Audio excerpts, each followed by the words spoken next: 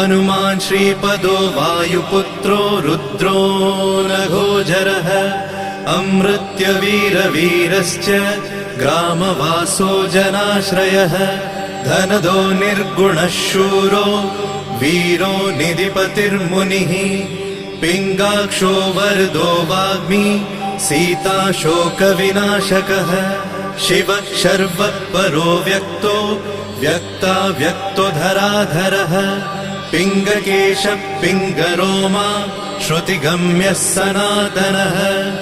अनादिर्भगवान् देवो विश्वहेतुर्जनाश्रयः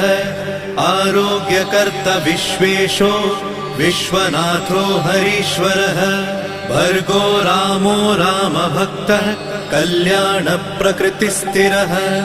विश्वम्भरो विश्वमूर्तिर्